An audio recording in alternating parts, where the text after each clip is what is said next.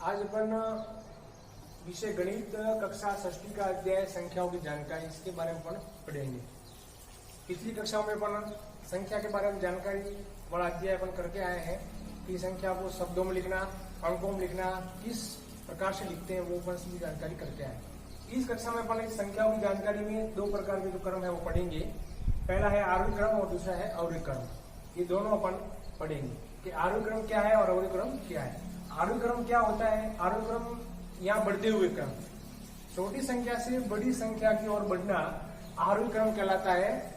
अवरोही क्रम ठीक उसका विपरीत, बढ़ती हुई संख्या है उससे अपन घटते हुए क्रम में लिखेंगे तो वो अपना अवरोही क्रम हो जाएगा। तो दोनों प्रकार के क्रम अपन यहाँ उदाहरण के माध्यम से हल करेंगे। सबसे पहले मैं बता देता हूं आपको,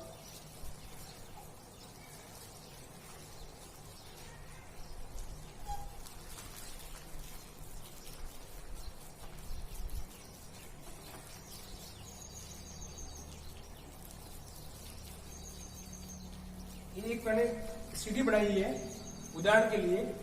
इसके माध्यम से अपन आरोही और अवरोही क्रम समझ सकते हैं। यहां से इधर जाना,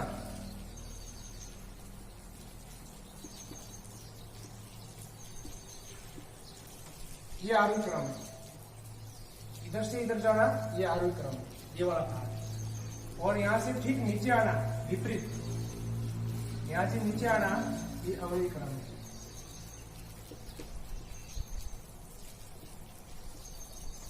ये अपना अवरोही क्रम है।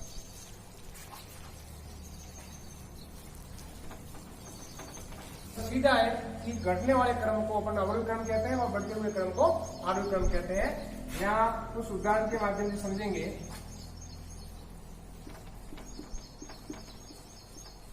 आरोही व अवरोही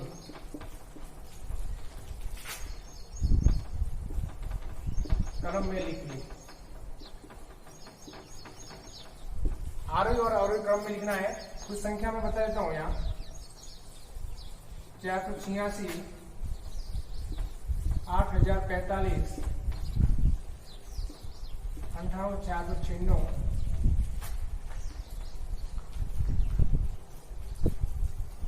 520, 1280, 890, 77। ये संख्या है। इन संख्याओं को दोनों क्रमों में लिखना है, आरोही क्रम में लिखना है और अवरोही क्रम में लिखना है। पहले लिखना है आपको आरोही क्रम में, पहले लिखना है आरोही क्रम में और दूसरा लिखना है अवरोही क्रम में।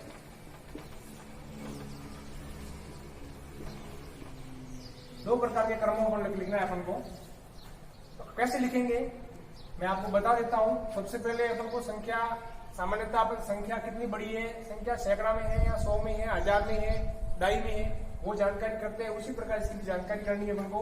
ये संख्या है वो दाई के अंदर है, इकाई और दाई के अंदर अपन गिनते हैं। इकाई और दाई, दाई के अंदर संख्या है। ठीक इसके बाद वाली संख्या है ये इकाई, दाई, सैकड़ा, ये 100 के अंदर है। इकाई, दाई, सैकड़ा, 1000, ये 1000 के अंदर है। इकाई, दाई, सैकड़ा, ये 100 के अंदर संख्या है। इकाई, दाई, सैकड़ा, 1000 और 10,000, 10,000 के अंदर संख्या है। इकाई, दाई, सैकड़ा और 1000, ये भी 1000 के अंदर है। और इकाई, दाई, सैकड़ा, ये 100 के अंदर संख्या है। तो इसको अपन निकालेंगे। पहले आरोही क्रम मतलब सबसे छोटा क्रम इसमें से लेना है। छोटा क्रम में अपन को ये है, दाई वाला अंक है वो छोटा क्रम है 77। इसके बाद में इससे बड़ा होगा सैकड़ा वाला स्थान होगा। तो ये सैकड़ा की संख्या एक तो ये है, दूसरी ये है और तीसरी ये, 3 संख्या सैकड़ा की। तो 3 संख्या में से भी 77 से बड़ी संख्या कौन सी है तो वो किस तरफ निकालेंगे वो भी देख सकते हैं अपन। इकाई, दाई, सैकड़ा, सैकड़ा यानी 100 के स्थान पर आने वाला अंक कौन सा है? 8। कितना है? 8 है। इकाई, दाई, सैकड़ा, सैकड़ा के स्थान पर आने वाला जो अंक है वो 5 है। और इकाई, दाई, सैकड़ा, सैकड़ा के स्थान पर आने वाला अंक है वो 4 है।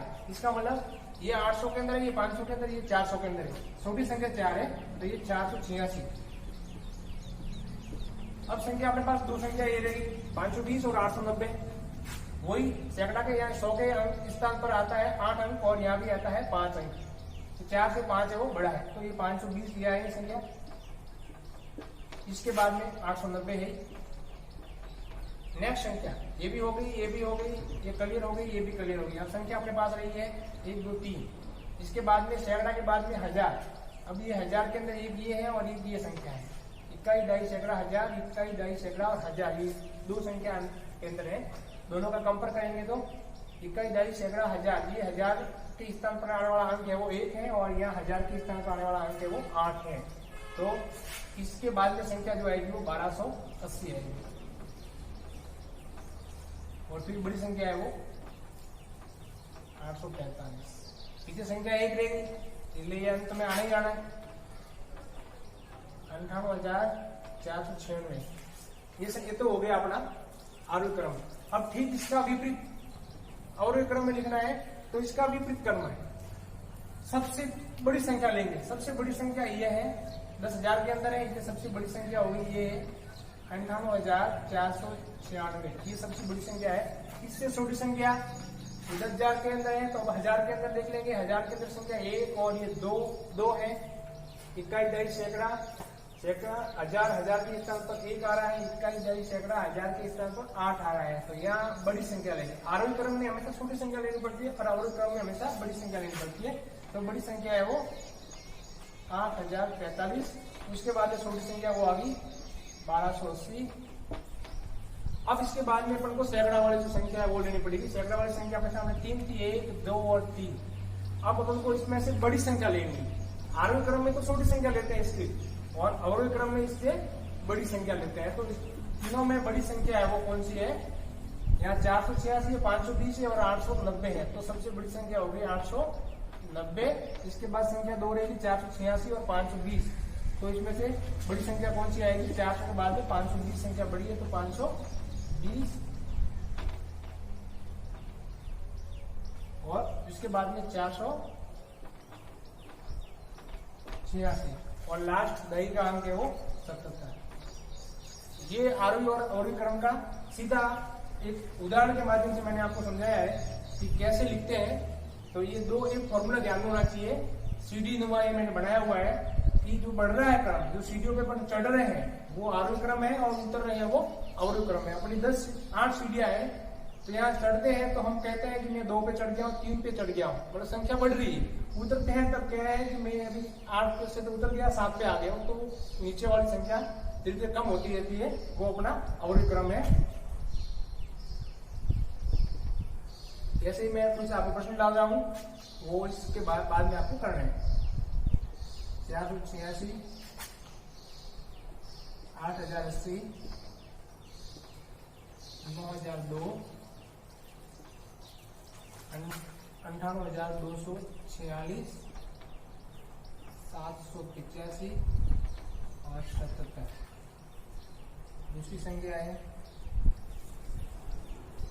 4076, 5720, 9820, 87,270, 767 और 842। तीसरा है 945, 9848, 848, 6,460, 5,220, 68,200। ये 3 प्रकार के सवाल है, आपको तीन आपको करने हैं कॉपी के अंदर। तीन सवाल कर देना। कोई समझ में नहीं आया तो बता सकते हो। ये आरोही और अवरोही क्रम के बारे में आपको समझा दिया। नेक्स्ट अपन अगले वीडियो में पढ़ेंगे।